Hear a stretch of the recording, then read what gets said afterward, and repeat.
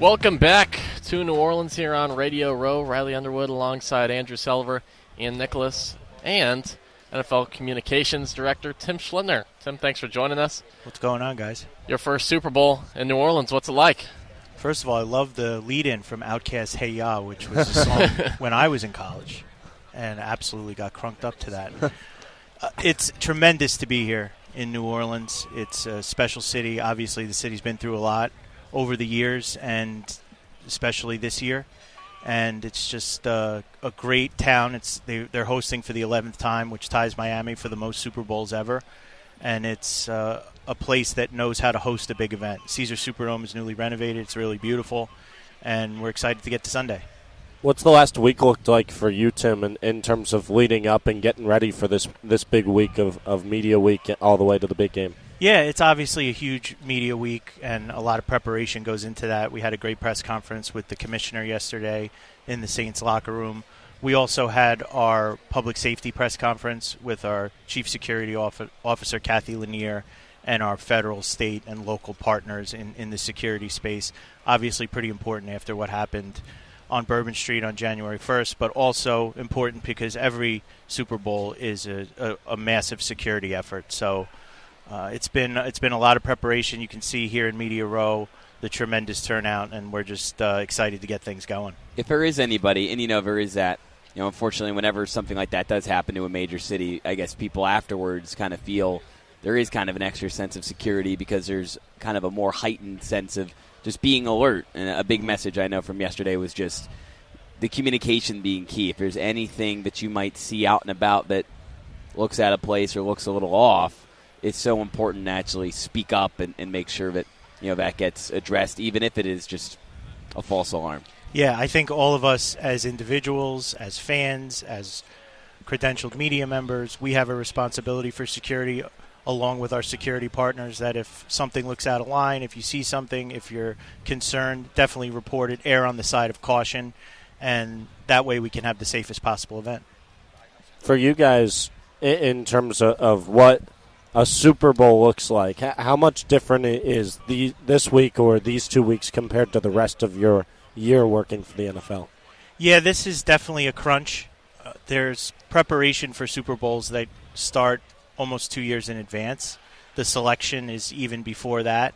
And then we get down to crunch time here and set up everything to make it a really great experience for our teams, for our fans, for our media partners, for everyone, for the New Orleans community, for everyone who is going to take part in this event. It's really, this is our year compressed into 2 weeks, and it's stressful, but it's really rewarding. And the show that the fans will see, 200 million of them will tune in. It's a special couple of weeks leading up to a special day. You mentioned the the New Orleans community. I know part of the Super Bowl every year is getting outreach within the community and doing a lot with the culture and all of that. Can you talk a little bit about what some of the initiatives are this week here in New Orleans? Yeah, so big community outreach going on. It's gone on throughout the year as we've come to New Orleans.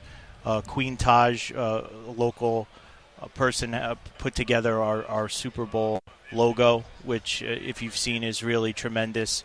We've done a lot of outreach to New Orleans community organizations. There's been NFL Green has worked on planting trees and pushing forward environmental justice here.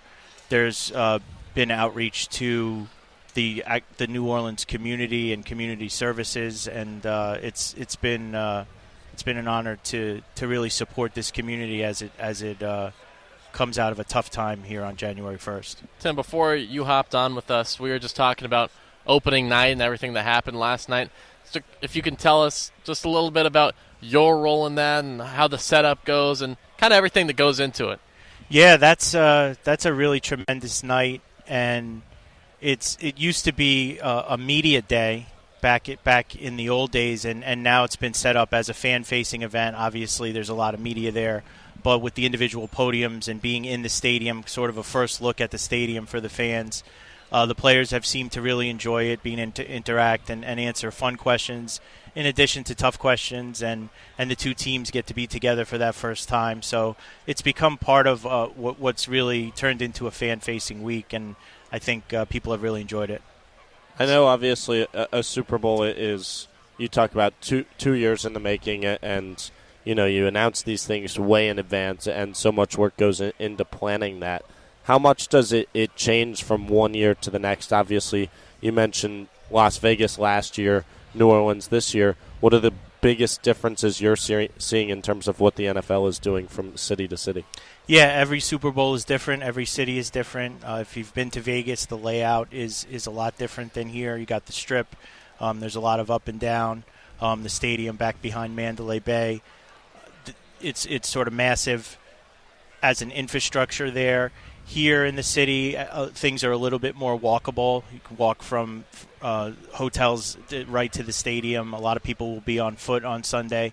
But the challenges are similar each year. It's putting on a great game, making sure the teams and the media and the fans are happy, and that's what we're focused on here in New Orleans. You said you liked Las Vegas so much. Why was that kind of a city you really took a liking to? Yeah, I like Las Vegas in general. I just think there's an electricity there. When you get to the airport, you come down to baggage. It's a place that has a lot of buzz, a lot of excitement. People go there to enjoy themselves. And to add sort of the allure of Las Vegas, the lights, the sphere, if any of you have seen that, adding that to the spectacle of the Super Bowl is a great combination, and I thought it was a really fun Super Bowl to work, and I know our fans really enjoyed it. Wasn't it cool? I mean, Syracuse, college football, and college athletics these days, you never know where your team is going to end up. And I know UNLV is not in the ACC, but going out to the West Coast a lot this year, just seeing Syracuse out there in Las Vegas, isn't it just nice to meet up with such a large alumni base and, not to do it on the East Coast, but to do it in a completely different environment? It's so great, honestly, it was one of my favorite weekends of the year, being able to go out there with three of my fraternity brothers back from the class of 2003, and to take part in that game. We were situated right in the end zone where LaQuint Allen pushed over the goal line to win that game in overtime. It was a crazy game. Syracuse kept getting punts blocked, and it was back and forth, but it was just so exciting to see us win there. And then to be able to celebrate with tons of Syracuse fans that had made the trip and were around the Las Vegas Strip that whole weekend. So it was really cool to be a part of that game. And talking about your Syracuse experience, Tell me a little bit about your time at Syracuse and kind of how that's led to where you're at right now. Yeah, it was a great time. It was Syracuse University had me at hello. I went on my visit with my parents. I saw what was then the Carrier Dome for the first time, and I was like, I need to come here. I had learned that Marv Albert, the Knicks play-by-play guy, went to Syracuse. I was and continue to be a diehard Knicks fan, and once I learned he went there, I wanted to go and be part of the broadcasting school, the Newhouse school. It was a tremendous 4 years, really tough training in Newhouse, professors that were on me to improve and to get better, to be a better writer, and I really learned a lot. I ended up at the end of that time deciding to move to Washington, D.C. to do political communications because I was also very into politics. But the Newhouse education and also the friendships that I made there were so special. And obviously my time, I enrolled in August of 99, so my time finished with a national championship in basketball in 2003. Carmelo Anthony was a freshman. I was a senior, and that will go down in the top 5 greatest days of my life. What were the celebrations like for you when they won the Natty? Incredible. Me and my friends had debated that week. Obviously, they won here in New Orleans. So we had debated that week. We got tickets, and we decided, if Syracuse wins this thing, and we knew they were good enough to do it, do we want to celebrate on Bourbon Street or do we want to celebrate on Marshall Street? And we had like a 2-day debate on what to do, and landed on if they win, we want to celebrate on Marshall Street. So we ended up staying on campus. Marshall Street was like I've never seen it, and I'm sure like it's never been. People were hanging from trees. People were crying. People were making out. They were dancing in the street. I was at a bar that played the song "We Are the Champions" every other song. They'd play one song and then they'd play "We Are the Champions" over and over again. It was a night to remember.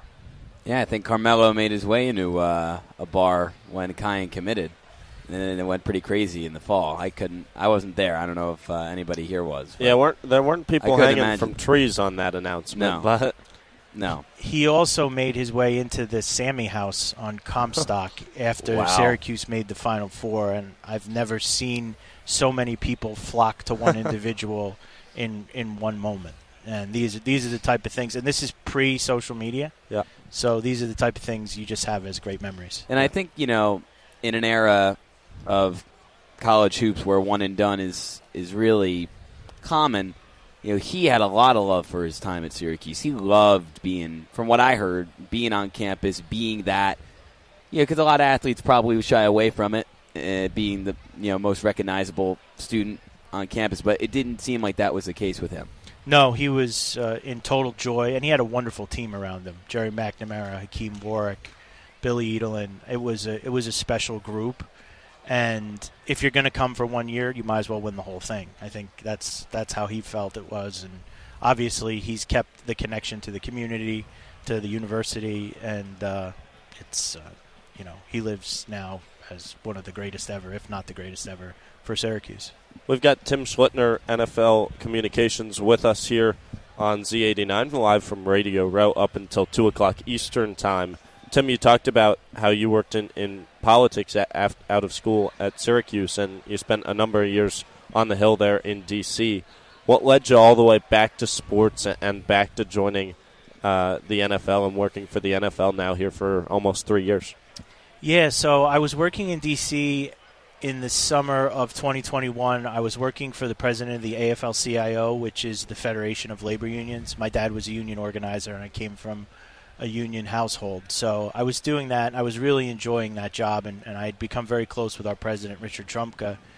And it was Monday, and he was leaving to go camping with his grandson. And so I remember seeing him Monday, and he said, "I'll see you back on Friday." So he left for a trip camping with his grandson in Pennsylvania. And then on Thursday I got to work, and I saw people's faces, and I knew something was wrong. And I got called up and found out that he had woke up that morning, came out of the tent and collapsed and died of a heart attack. And it was something that shook me. It shook me to my core, him dying unexpectedly, and it just changed how I was feeling. It changed my emotions of being at that place. It was, it was tough to sort of reestablish myself at the AFL-CIO after that. So I talked to a lot of dear friends and asked them for advice, and one of them asked me to write down a list of dream jobs. So I took them up on it, and I wrote down 3 things. I wrote down NFL, NBA, and White House speechwriter. So those are my 3 dream jobs. And the day after I made that list, I get this email in the morning called Daybook, which has like 20 openings in communications and public affairs. Comes at 7 o'clock.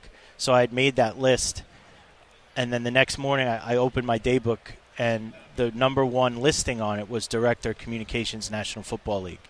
So I just felt like whatever that was, coincidence, a higher intervention, that I'd give it a run. I knew it would be very tough to get the job, but lo and behold, 4 months later, I was moving to New York City to do this. So it's been a real blessing. What's your favorite part of the job with the NFL?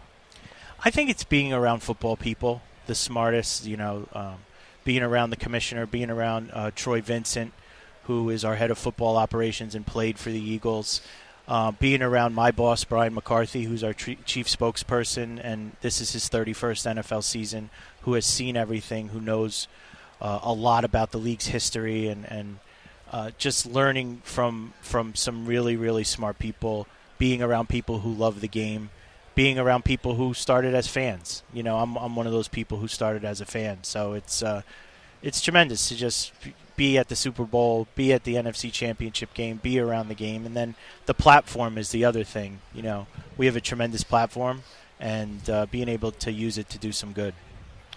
Head of NFL Communications, kind of a broad title. So tell me kind of what is your day-to-day like? What are your responsibilities, your roles? What are you doing Monday through Friday and even Saturday and Sunday?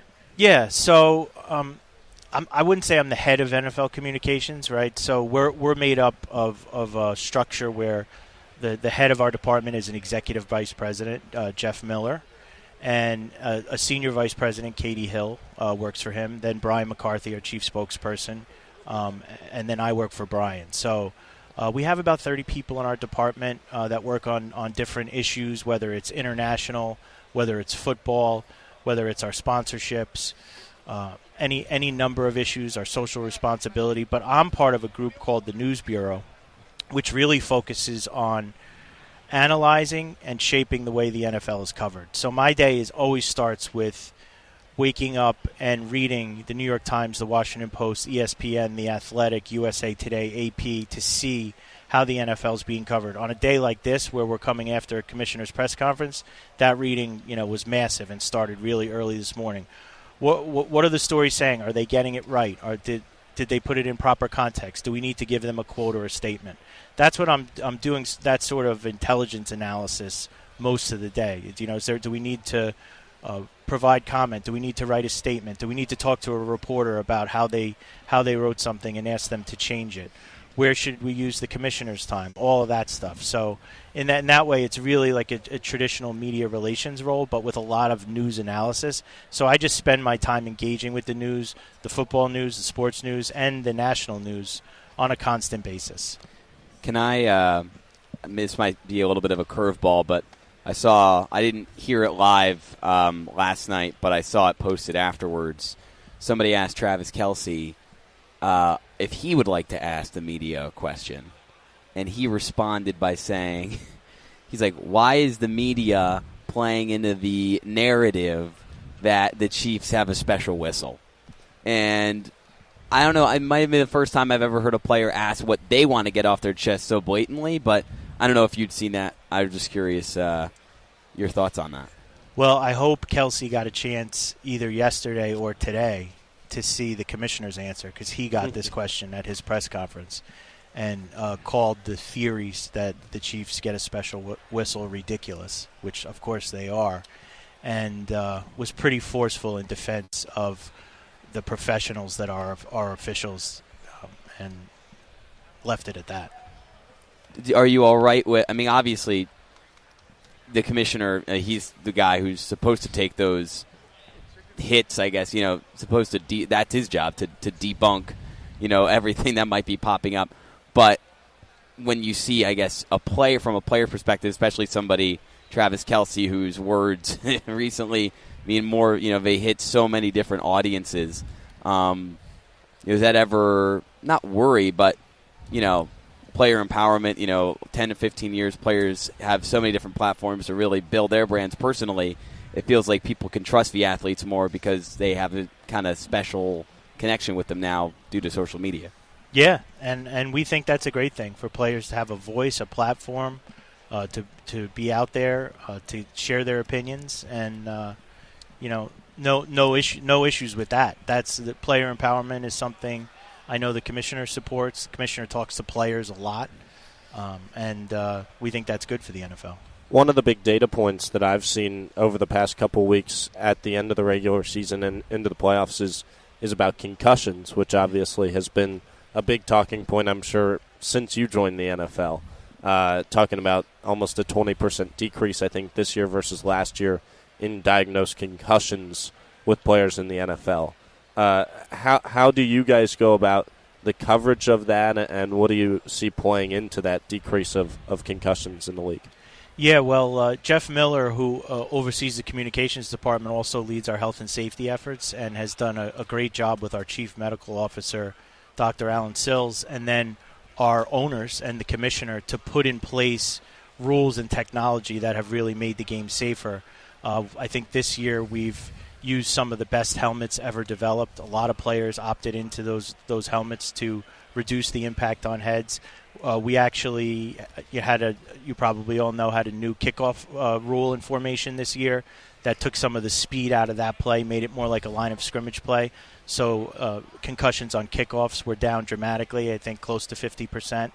And it's a constant focus of the NFL working with the NFLPA, the Players Union, to make the game safer, to reduce concussions, to reduce other injuries like lower extremity injuries that cause players to miss games. It's a constant focus of the league, and even in my time, I've seen the game become that much more safe. What have you seen on the Guardian Cap side of things? Obviously, that's been something that's been talked about in the media, and they're not being heavily used in the games right now. But what do you see in terms of the future of Guardian Caps for the league? Yeah, I think they definitely will continue to play a role. They've been mandatory for certain positions in preseason, and that has driven down concussions in the preseason.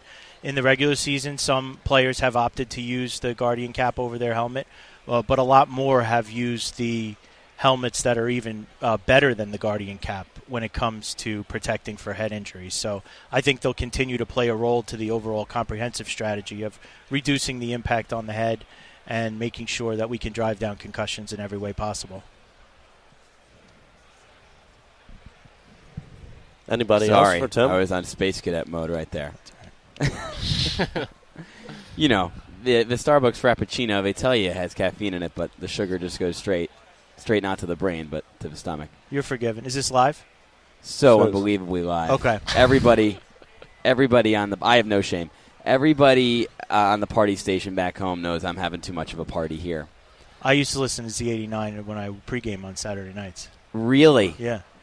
Honestly, I think we should do it more. I know Andrew's not the biggest fan of Top 40. He's more of a country guy, but unfortunately, he's not the program director. They still have music at night. Yeah. Yes. Yeah. I mean, even specialty shows for, like, I don't know. I mean, Andrew used to be the sports director. All the. Yeah, they've got a lot of stuff going on. I'll tell you that. They've got, so obviously from a sports perspective at Z89, it's live games of women's basketball and women's lacrosse, but right.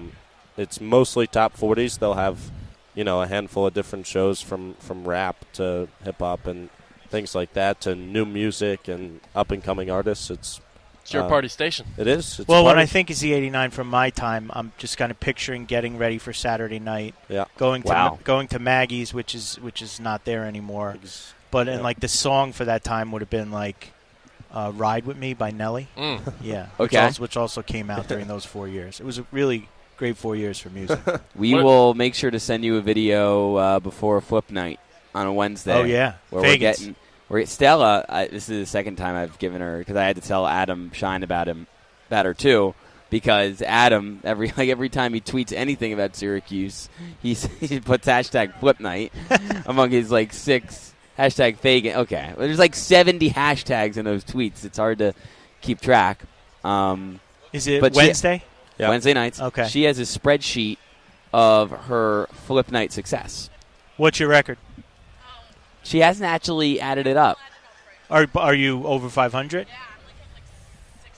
65%, Stella. Tremendous. That's great. What was did you have a method to your madness when you went? I did. Tails never fails. Oh, I'm heads all the way. So we would have had the opposite record. Tails on the coin toss on Sunday? I'm a tails never fails guy. Yeah. So. All right. Well, we'll see if that pays off for the big prop bettors. Well, I don't bet. So. Yeah, there you go. Had to get that out there. Don't get me in trouble. Thank you. Right. Yeah.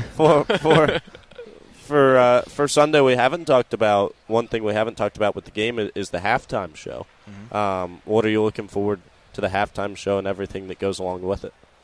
I mean, I've now seen 2 in person. I saw Rihanna in Phoenix and in Arizona, Glendale, and Usher in Vegas. And it's an absolute amazing performance. It's something that it's like the greatest football game with the greatest concert in the middle. So I have no doubt that Kendrick Lamar will deliver. That will have another sort of memorable moment in this NFL season, and pretty pumped for it. Where will you be on Sunday? Will you be working, watching the game? What's your Sunday look like at the end of this week? Yeah, I'll be at the game. I'll kind of be roaming, Yeah. Doing different assignments, pre-game, during the game, post-game. I've had a chance the last couple of years to take a winning player to their podium for media after the game, and that's been cool. I took Nick Bolton a couple of years ago, and had a really great time taking him around after the Chiefs won the Super Bowl. He's a good guy.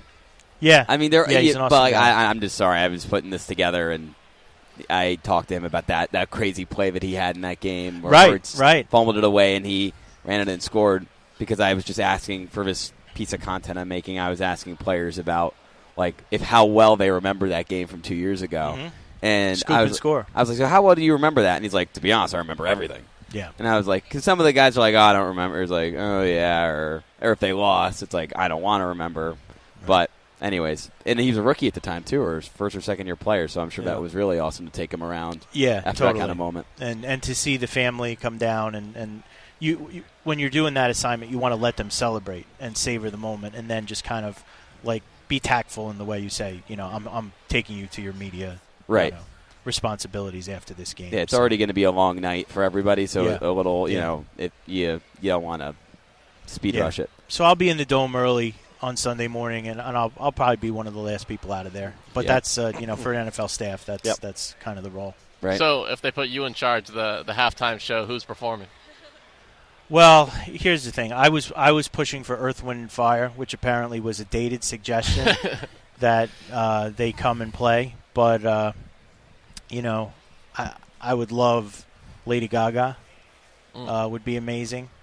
There's so many good choices, and the great thing about the NFL is a lot of people want that stage. So I'm looking forward to Kendrick Lamar, and I'm looking forward to seeing what's next. Was it nice to see? I mean, he was already, especially over the last couple of years, has just become a absolute, national sensation. But was it nice to see at the Grammys on Sunday the success that he had? And just be like, this is already going to be the most watched event, especially the halftime show in the world at that time of the year. But just to see, maybe some of America who just isn't in the loop as to Kendrick Lamar and all of his success, just to see him just in that moment, like, great. Yeah, why not? Absolutely. And I think that stage is about putting the best of the best in front of a tremendous audience. So, yeah, it was definitely fulfilling to have all those accolades as he comes into this historic performance. Next couple of Super Bowls, you guys head out to California. What has the work been?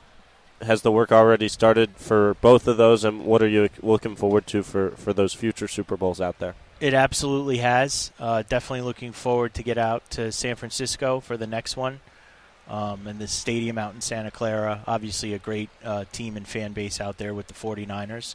And then Los Angeles, I've been to SoFi Stadium once for the kickoff game when the Bills played the Rams after they won the Super Bowl. It's one of the best venues we have, really, really great stadium and fan base. And obviously they've gone through a lot with the wildfires and all that. So it's definitely... Now my guy Alex, who is from LA, just came by to say hello and heckle me. But we will be out in Los Angeles the year after that, and it's going to be awesome at SoFi. Yeah. Ian, anything else? Anything else? This was Riley. I thought Riley was on the reins here. I thought the young buck was rolling here. No, I'm all good, Tim. Thank you so much for. This has been great. I mean, this is obviously such a busy time for you, and this has been such an awesome experience for us already, only on day 2. So no, I love it. Thank you so much for so stopping glad. by. And you guys are at table 56. Yep. Yes, sir. So what do you think of when you see 56 with the NFL? Lawrence Taylor. Okay, done. Good. As a Correct miserable answer. Giants fan. Correct answer. Yeah. I mean, that's the only thing I can, because unfortunately I became an NFL fan in 2013, which is, it's only been a golden era for the Giants since. So I have to cling to the memories of the past. Yeah, that's been a tough stretch, to say the least. No, but hey, I'm optimistic. Okay. 56, Lawrence Taylor, the greatest defensive player of all time. No doubt. In my humble opinion. Who's the greatest all-time player overall? Oh, good question, Riley. He thought he was off the hook. I know. I should have just got out of here. I think it's got to be Brady. And if the Chiefs win on Sunday? I'm not going there. I think people have been too quick to, because again, this is just such a media groupthink just statement, but like it was Montana. It was clearly Montana. And it took a while for Brady to usurp Montana in terms of, I think, the public opinion of that. And Patrick has been unbelievable to start his career. But it just feels like it's all been like a right to behind Tom. I don't know. I just feel like and he'll be assessed. Right. Once he's done playing. Yep. His full career will be assessed against the greatest. I just don't think, like, even LeBron James, I don't think you can make the assessment of him against Michael Jordan right now. Yeah. He's got to finish his career. Yep. Then you go back and make the assessment. That's fair. And I think Tom Brady, especially winning the Super Bowl with the Buccaneers. Yes. To me, that was just set him apart. Mm-hmm. Totally. It was a great run. Yep. Tim Schlittner. Thanks, y'all. Thank you. Good to see you. Thank you.